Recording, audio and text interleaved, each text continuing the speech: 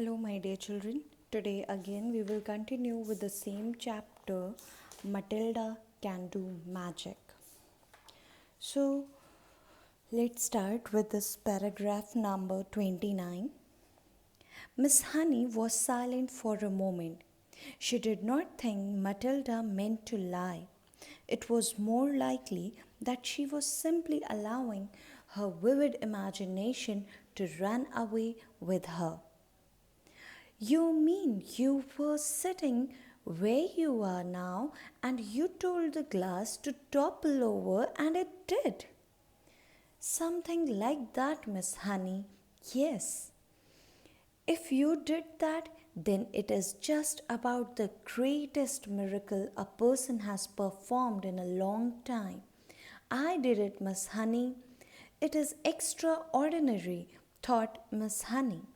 How often small children have flights of fancy like this? She decided to put an end to it as gently as possible. Could you do it again? She asked kindly. So here in these paragraphs, as you know that Matilda was expressing what happened that time in the class and how she used her telekinetic powers to topple the glass. When Matilda told all these things to Miss Honey actually showed her trust in Matilda, whatever she was saying. She actually showed that she is believing her. Instead of just rejecting this idea as mere fantasy of a child, she accepted whatever she was saying, and in return she only asked that, can you do it again? She asked her to perform that action again. Now see paragraph number 34. I don't know, Matilda said, but I think I might be able to.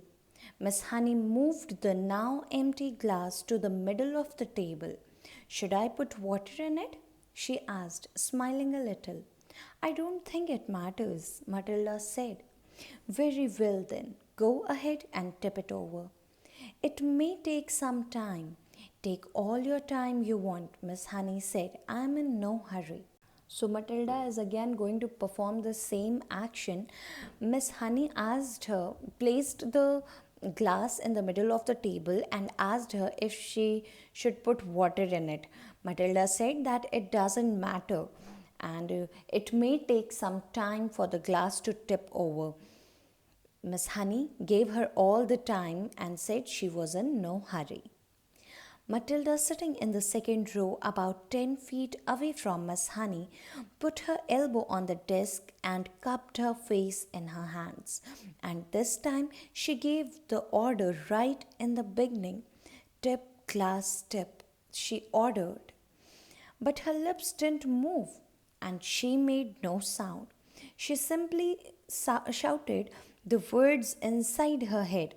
And now she concentrated the whole of her mind and her brain and her will up into her eyes, and once again, but much more quickly than before, she felt the electricity gathering and the power was beginning to surge, and the hotness was coming into the eyeballs.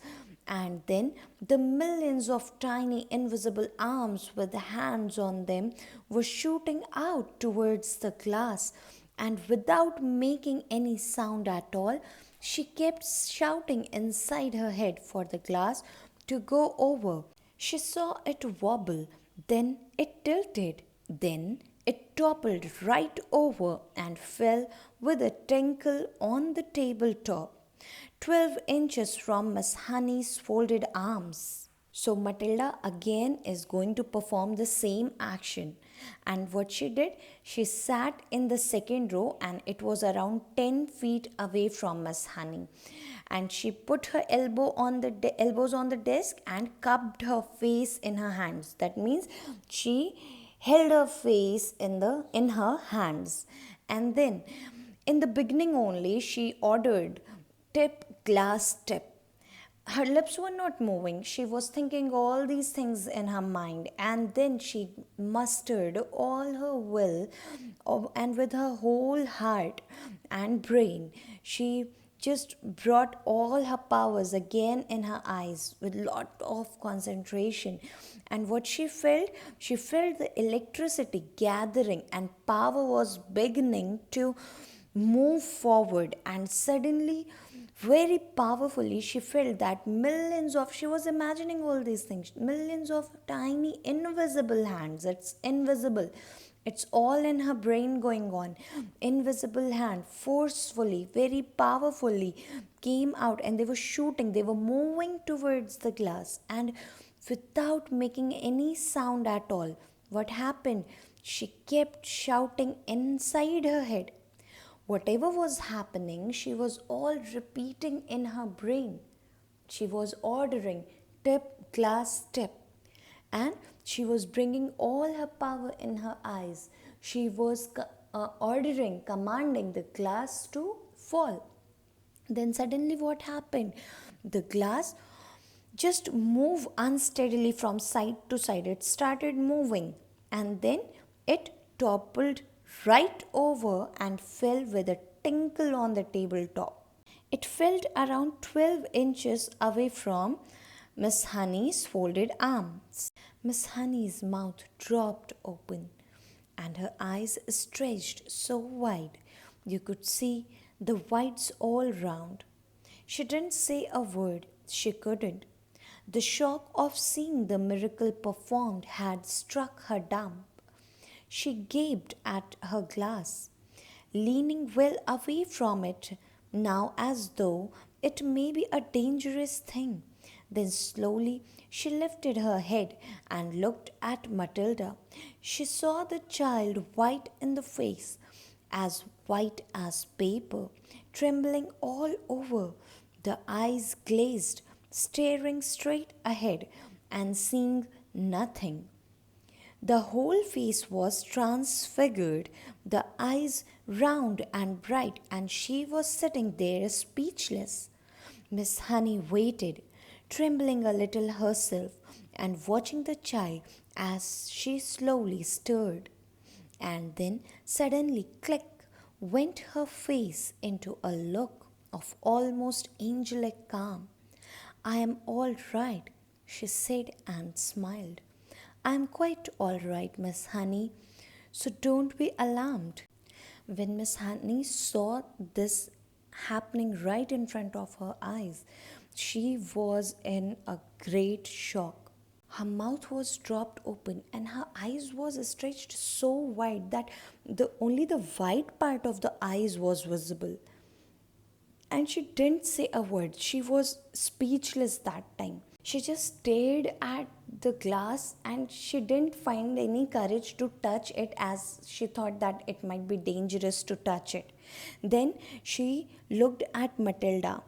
When she saw her, Matilda's face was as white as paper. It was extremely white. And then her eyes were like looking absolutely different. It was not like she is present there. It was much more, her face was white, her eyes were like she is dreaming something. And she is not present in the room. It was looking like that. When you are sitting somewhere and you are thinking something, you are lost in your own world, and though your eyes are open that time, but you are not actually seeing the thing. It happens. Like you sit, you must have seen your friend sometime sitting in front of you, looking at a particular thing, but actually they are not looking, they are thinking something else. Same thing was with Matilda as well. She was present in the room. Her face was absolutely white, but her eyes were like she is in a different world. So she was looking straight ahead, but she was not seeing anything. So whole face was actually changed. It changed in a very beautiful. She was looking very beautiful that time. So her eyes were round and bright, and she was sitting there quietly. And Miss Honey waited for a while and then just went near her and she slowly shook her. Stirred means she just touched her and shook her. And then suddenly she came back. she came back from her thought. Like someone is thinking, and what do? You snap in front of the face, and then the person is back again in that very moment. So same thing happened. She stirred her, and then suddenly she was back again. And then there was a calm, there was a peace on her face. And she said, and she assured, Matilda assured Miss Honey that she is all right. Nothing happened to her. She is fine. Now see paragraph 42. You seemed so far away, Miss Honey whispered, awestruck. She seemed so far away. Why? Because actually she was not present there. Physically she was sitting in that classroom, but mentally she was somewhere else. She was dreaming about something. As I told you, her eyes were staring something, but in reality she was not looking at that thing at all. Okay? So Miss Honey said that she seemed so far away. Oh, I was flying past the stars on silver wings, Matilda said. It was wonderful. So, as I told you, Matilda was not mentally present in the room, and she says that what was she dreaming? She was dreaming that she is flying next to the stars on the silver wings, and it was wonderful. Miss Honey was still gazing at the child in absolute wonderment, as though she were the creation, the beginning of the world, the first morning. Since beginning only, Miss Honey liked this child Matilda very much because she was very brilliant. And then Miss Honey is actually very kind teacher. When Matilda told her about all her powers, instead of showing her distrust in her, she said that if she has done this thing, she has done a wonderful work, wonderful magic that no man can perform.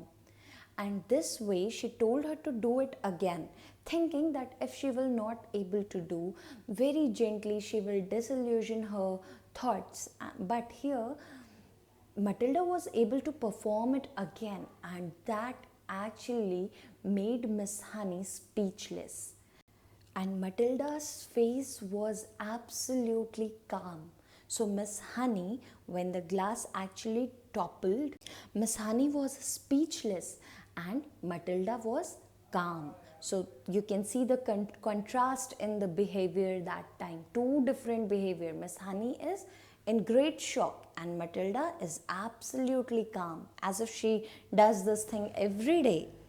So, here in this paragraph, number 14, Miss Honey, when she was looking at the child, she was looking her in absolute admiration. Like she is the one who has created the world. From her only, the world is beginning, and she is like the first morning.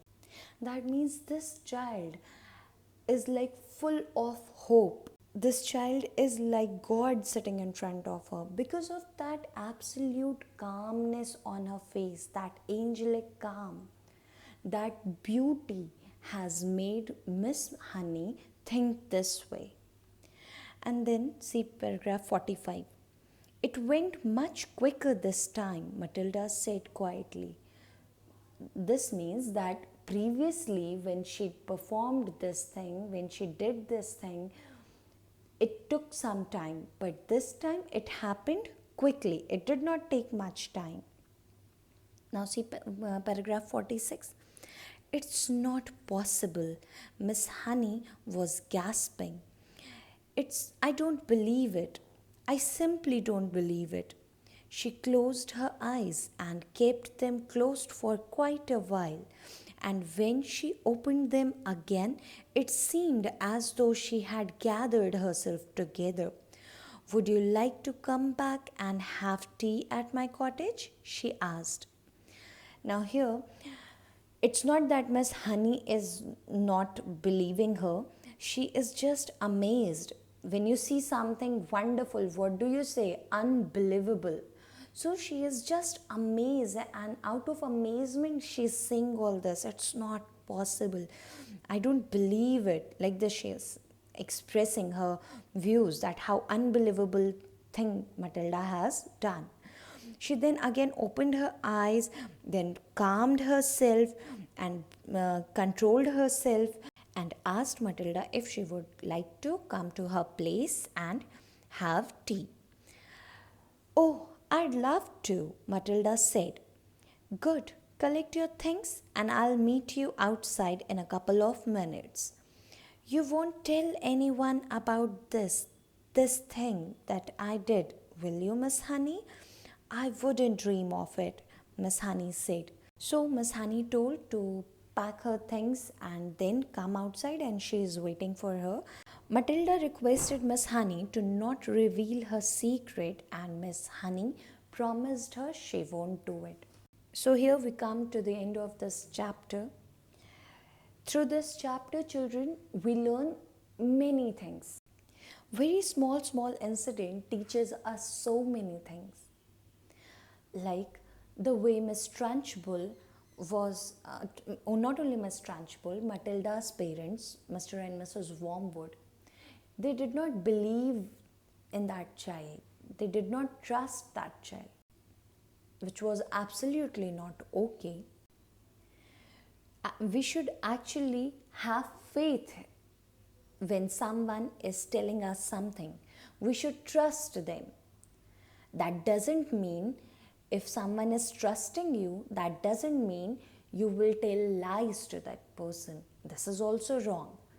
So if ever your parents show their trust in you, what you have to do, you have to be honest with them. Then Matilda also respected her teacher so much. She shared her every feeling with her teacher, Miss Honey.